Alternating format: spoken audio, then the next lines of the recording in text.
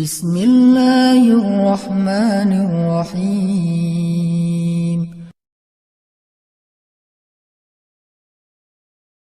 Perumpamaan orang yang menginfakkan hartanya di jalan Allah adalah seperti sebutir biji yang menumbuhkan 7 tangkai. Pada setiap tangkai ada 100 biji yang lain. Allah melipat gandakan bagi siapa yang Dia kehendaki, dan Allah Maha Luas lagi Maha Mengetahui. Shadaqallahul adzim. Assalamualaikum warahmatullahi wabarakatuh. Teman-teman sekalian, sore ini saya pengen ngajak kita untuk belajar gimana cara sedekah yang bisa menghilangkan sifat kikir. Karena salah satu di antara tujuan dari ibadah sedekah itu adalah wa may yuqashuha nafsih, menghilangkan sifat kikir. Yuqashuha nafsih, menghilangkan rasa enggan di dalam hatinya untuk memberi, menghilangkan rasa cinta terhadap dunia sehingga dia gak rela kehilangan dunia. Itu adalah inti dari sedekah. Selain memang ada kasih sayang di dalam sedekah, ada belajar kepedulian di dalam sedekah, silaturahim juga ada di dalam sedekah. Tapi di antara sekian banyak goals dari sedekah, salah satunya adalah menghilangkan sifat kikir. Gimana sih caranya sedekah yang bisa menghilangkan sifat kikir? Bagaimana Al-Quran mengajarkan kita tentang sedekah supaya kita merasa bahwa memberi itu lebih baik dan lebih utama daripada menyimpan. Walaupun bukan berarti semuanya diberikan dan tidak ada yang disisain, enggak juga. Tetapi kita tetap merasa bahwa memberi lebih baik daripada menyimpan, menolong lebih baik daripada diam, menyenangkan hati orang lain lebih baik daripada memuaskan hawa nafsu kita tentang urusan dunia.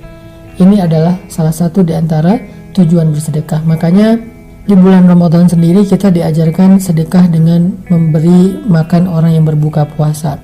Dan ini sebetulnya kalau kita baca sejarah Nabi, memberi makan orang yang berbuka itu, kalau kita baca sejarah sahabat, bukan dari harta yang lebih saja, tapi kadang bahkan dari jatah berbuka kita. Makanya dalam tahapan-tahapan bersedekah itu ada 3 nih.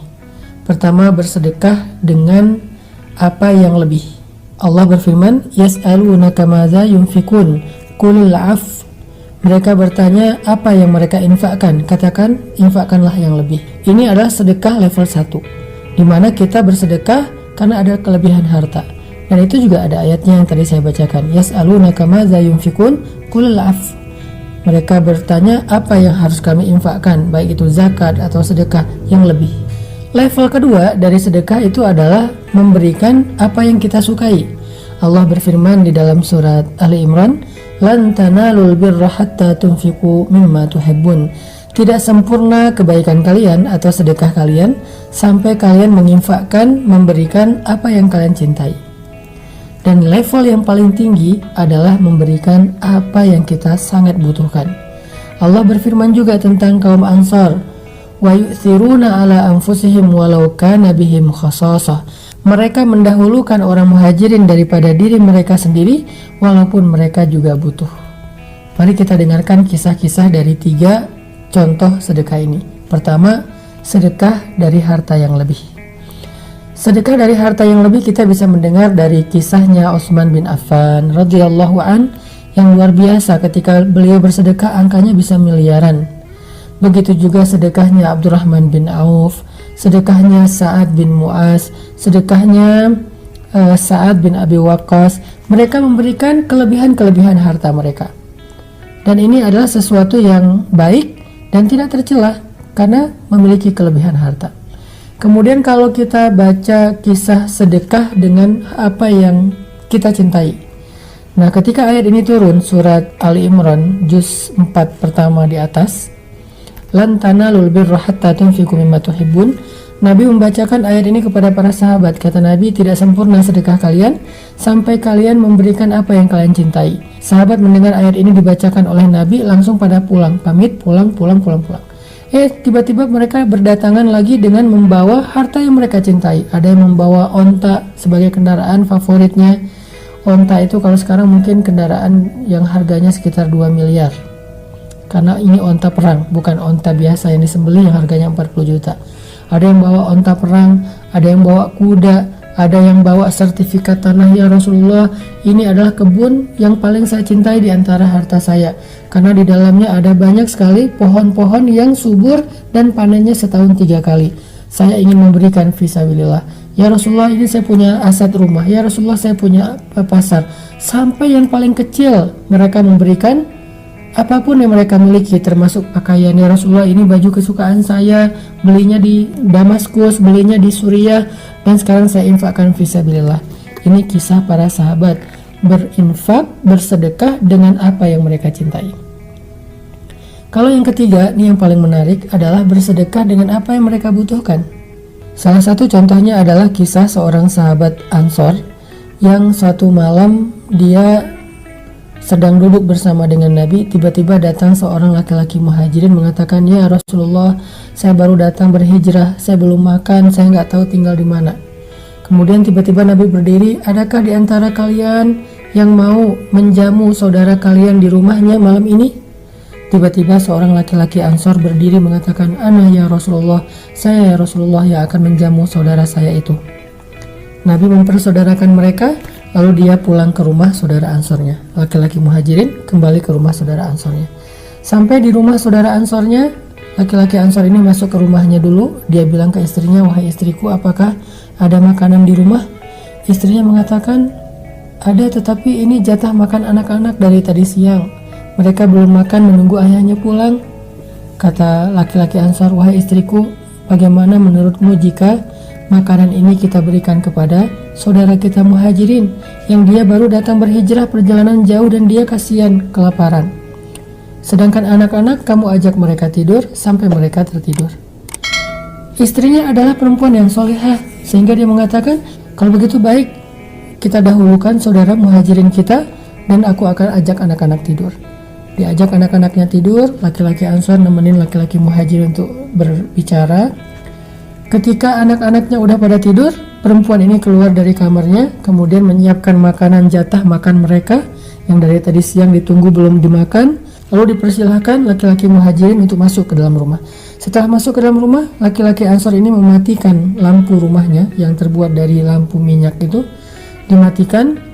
Lalu mereka makan bersama-sama. Laki-laki Ansor dan istrinya kecap-kecap, sebetulnya dia tidak makan. Sedangkan laki-laki muhajirin berpikir mereka ikut makan bersama dengan dia. Sehingga selesai makan, laki-laki muhajirin ini dipersilakan untuk istirahat dan tidur di rumah mereka. Sampai pagi mereka tidur dalam keadaan tidak nyenyak karena lapar. Ini kondisi keluarga Ansor. Wa yu'siruna ala anfusihim walau kana bihim khasasa wa man yuqa syuhha nafsihi faulaika humul muflihun. Orang Ansor mendahulukan orang muhajirin daripada dirinya, walaupun dia sendiri sebetulnya sangat membutuhkan hal itu. Barang siapa yang dibebaskan dari sifat kikir, maka mereka itulah orang-orang yang beruntung atau ahli surga. Ini contoh orang yang berinfak dengan apa yang dia butuhkan. Ini juga kita baca dalam kisahnya Sayyidah Aisyah. Karena Aisyah ini salah satu keistimewaan beliau adalah sangat dermawan. Ibunda Aisyah ini sangat dermawan. Satu hari Ibunda Aisyah sedang berpuasa di rumahnya, nggak tahu ini puasa sunnah atau Ramadan. Dan di rumahnya beliau hanya memiliki sepotong roti kecil yang keras. Bahasa Arabnya kalau nggak salah qadid, artinya roti keras yang kalau dimakan harus direndam dulu di dalam air. Tiba-tiba ketika siang hari Aisyah sedang berpuasa dan nanti pas berbuka dia udah menyiapkan sepotong roti dengan pembantunya berdua, satu potong roti bagi dua. Datanglah seorang perempuan dengan anak-anaknya ke rumah Sayyidah Aisyah mengadukan perihal mereka kalau mereka lapar. Mereka bilang, "Ya Aisyah, kami lapar, kami nggak tahu makan apa, segala macam."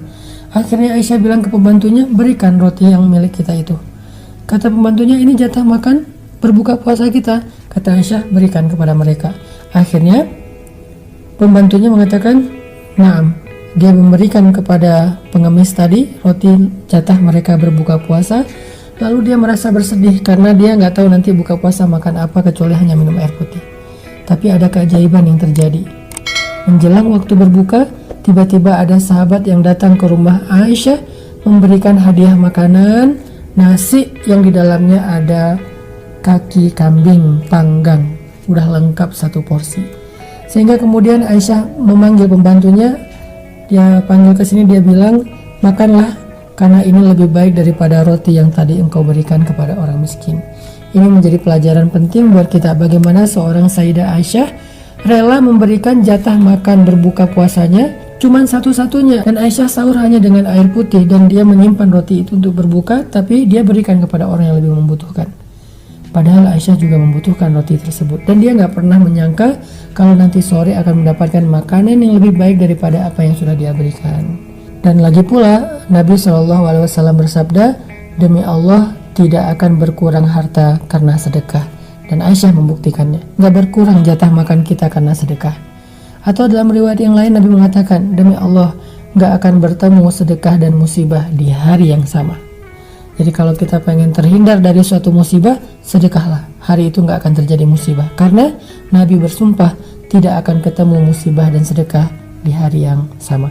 Mudah-mudahan kita termasuk orang yang bisa bersedekah dengan harta kita yang lebih, dengan harta yang kita cintai, bahkan dengan sesuatu yang paling kita butuhkan, sehingga Allah Subhanahu wa Ta'ala akan melipat gandakan pahala dan kebaikan untuk kita, karena Nabi mengatakan demi Allah gak akan berkurang harta karena sedekah.